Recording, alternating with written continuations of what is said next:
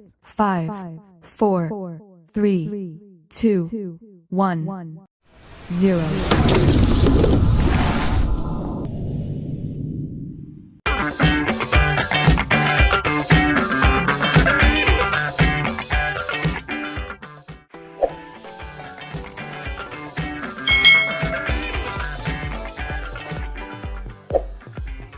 Hai, selamat datang di channel YouTube Kak Citra.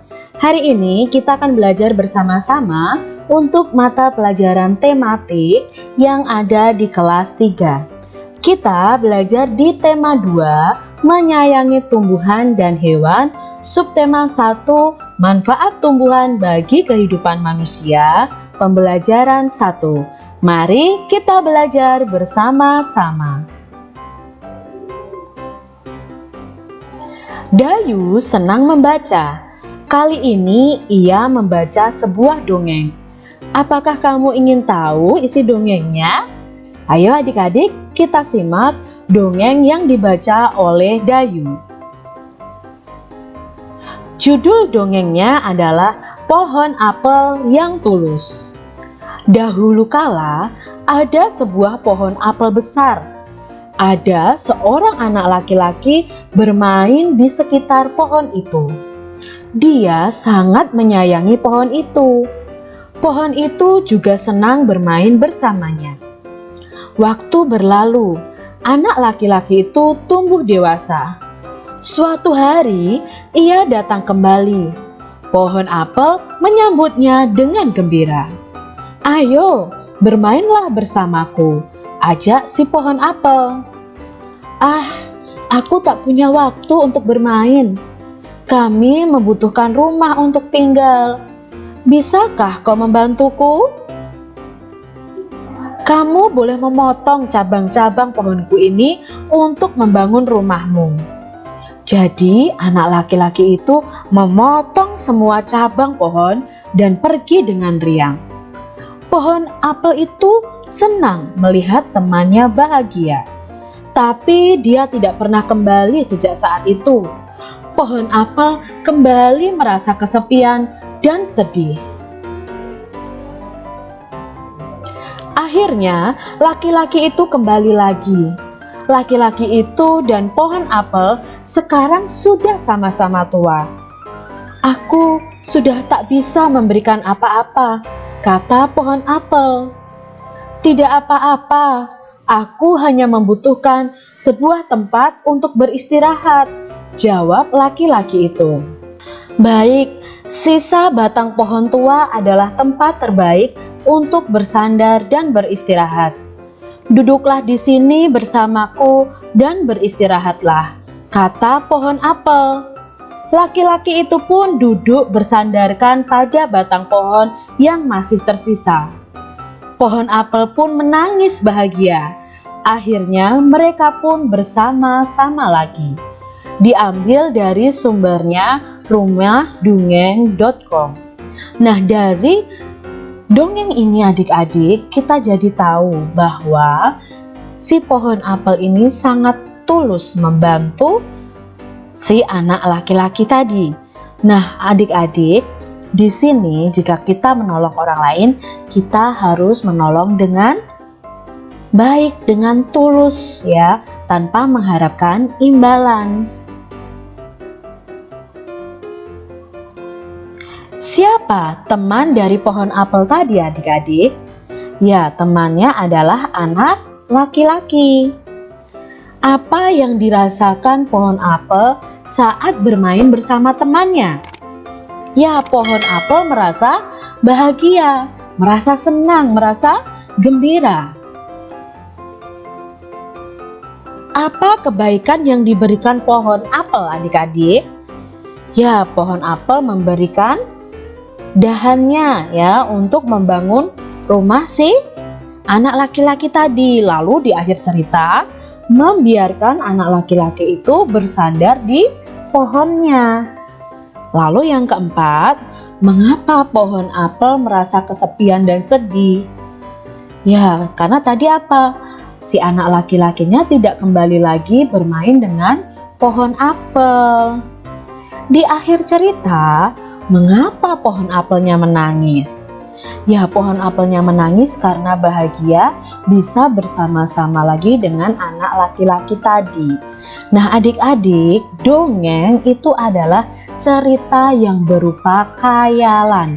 Di sini berupa khayalan adik-adik. Pohon apel kan sebenarnya tidak bisa berbicara, tapi dalam dongeng ini pohon apelnya bisa berbicara. Jadi dongeng itu cerita berdasarkan khayalan penulisnya. Dayu mengambil beberapa helai daun kering, lalu meletakkannya di sebuah kotak. Ia mengambil lagi beberapa helai daun kering dan meletakkannya pada kotak yang lain. Di kotak pertama ada 35 helai daun kering. Di kotak kedua ada 15 helai daun kering. Dayu meletakkan daun di dua kotak seperti ini. Dayu menghitung semua daun keringnya. Jadi ada dua kotak. Kotak yang pertama berisi 35 daun, kotak kedua berisi 15 daun. Lalu Dayu menghitung semua daun kering tersebut. Jadi ada penjumlahan 35 ditambah 15 sama dengan 50. Itu adalah jumlah daun kering.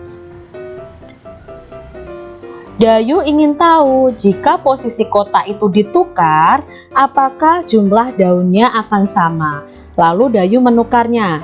15 helai daun yang di kotak kedua diletakkan ke depan dan 35 helai daun kering yang kedua di kotak awal tadi diletakkan di belakang. Lalu Dayu menjumlahkan jumlah daun tersebut. Jadi penjumlahannya ada 15 ditambah 35 sama dengan 50 juga. Nah, di sini jadi kita tahu adik-adik bahwa hasilnya sama. Ternyata jumlahnya sama, yaitu 50 helai daun kering. Dari penjumlahan 35 ditambah 15 hasilnya 50 dan 15 ditambah 35 itu hasilnya juga 50. Jadi 35 ditambah 15 itu hasilnya sama dengan 15 ditambah 35. Di sini berlaku sifat pertukaran ya. Pertukaran itu ditukar tempatnya tapi hasilnya tetap sama. Kita bisa coba pada penjumlahan yang lain, yaitu 120 ditambah 930 hasilnya adalah 1050. Nah, sekarang kita tukar 930 ditambah 120 hasilnya juga sama. Jadi 120 ditambah 930 sama dengan 930 ditambah 120. Di sini Kak Citra punya contoh soal. 200 ditambah 350. Maka kita hitung terlebih dahulu dengan penjumlahan bersusun. 200 ditambah 350. Kita jumlahkan dari satuannya. 0 ditambah 0, ya 0. 0 ditambah 5, 5.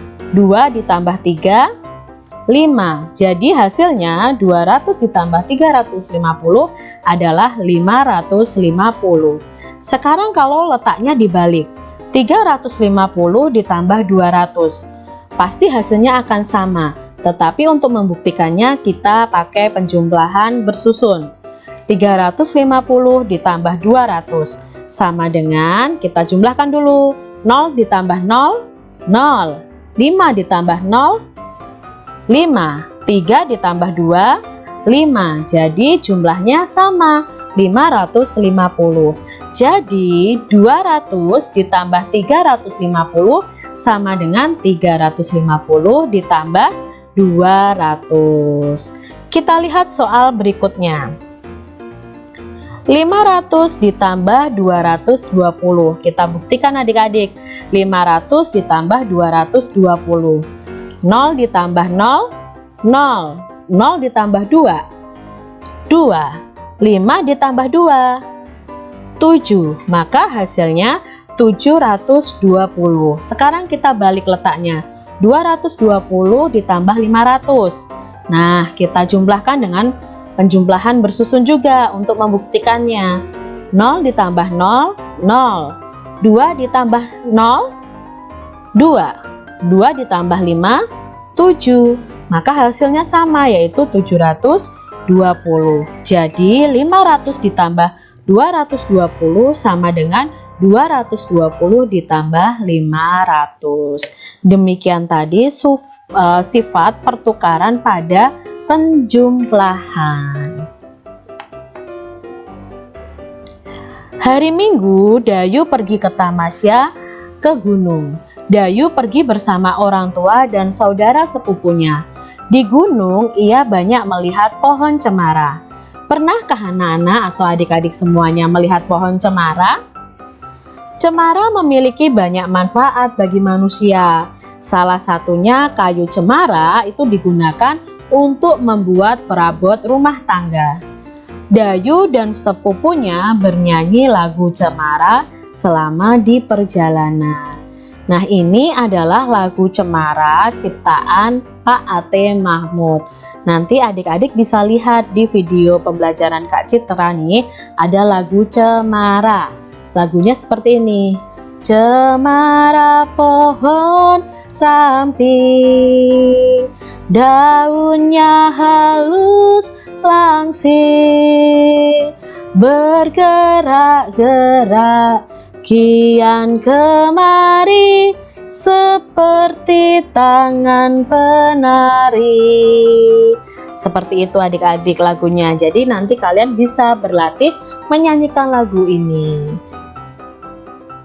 Terima kasih adik-adik sudah menyaksikan video pembelajaran di channel YouTube Kak Citra. Semoga video ini bermanfaat bagi kalian semua dan tetap semangat belajar, tetap kalian jaga kesehatan kalian. Terima kasih dan sampai jumpa kembali di video pembelajaran selanjutnya. Tuhan memberkati. Jangan lupa tekan tombol subscribe, lalu tekan loncengnya, tekan juga tombol like, lalu share ke media sosial kalian. Jangan lupa untuk ikuti media sosial Kak Citra. Terima kasih.